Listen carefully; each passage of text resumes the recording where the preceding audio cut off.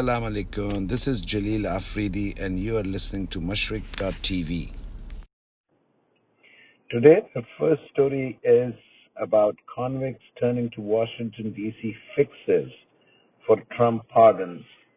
The story we are listening from Axios, this news agency, and the reporter Lachlan Murkay, who says that a flood of convicted criminals has retained lobbyists since November's presidential election to press President Trump for pardons or communications before he leaves office.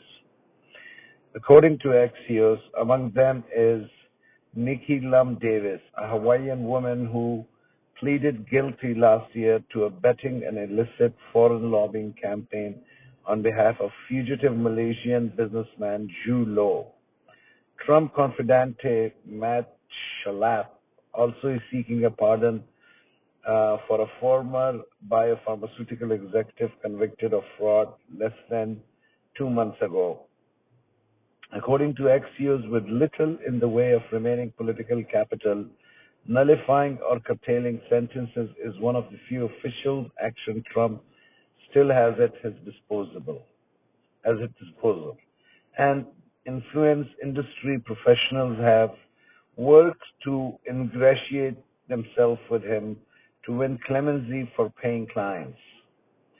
Since November, at least 10 federal criminals have retained lobbyists whose description of their work in disclosure records concluded pardon, communications, or clemency. That's compared to 5 in the waning days of Obama administration and 4 during George W. Bush lame duck periods.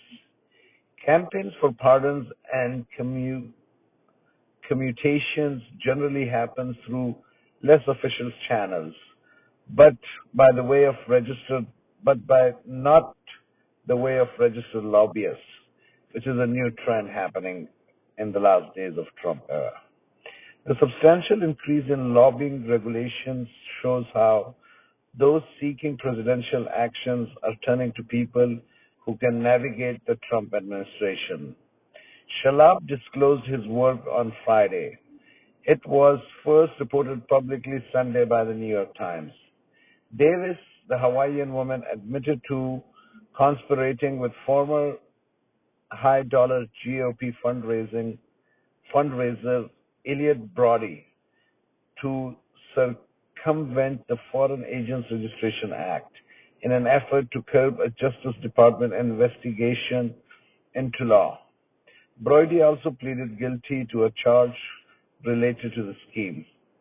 Davis has retained Potomar International partners to push for a grant of clemency. One of the lobbyists on the account is Mark Cowan, who was a member of Trump's transition team. According to one source involved in recent commutation advocacy efforts, the White House has been the overwhelming focus of the work. Less attention had been paid to the Justice Department, the official channels used during past administration. The source, according to Axios, said his strategy has entailed building coalition of supportive individuals to promote his client's position and stacking those coalitions with as many Trump allies and supporters as possible to win the president's attention and favor. Among the most prolific Trump-era clemency lobbyists is Brad Tolman, a Salt Lake City attorney who advised the White House on the passage of the First Step Act in 2018. Since last year, Tolman has registered to represent 8 clients seeking clemency, including 2 since the elections in November. One of his clients, Shalom Weiss, was sentenced in year 2000 to 884 years in prison on charges of racketeering and wire fraud. A website devoted to pressing for his release features letters of support from former Trump attorney Jay Sekulow and Alan Dershowitz. Tolmont did not respond to inquiries, but he defended his paid lobbying work in a tweet Friday. It said that Quotation: I have represented many to get clemency. Some have been paying clients, some have been pro bono. I'm proud of my team clemency work and criminal justice reforms efforts.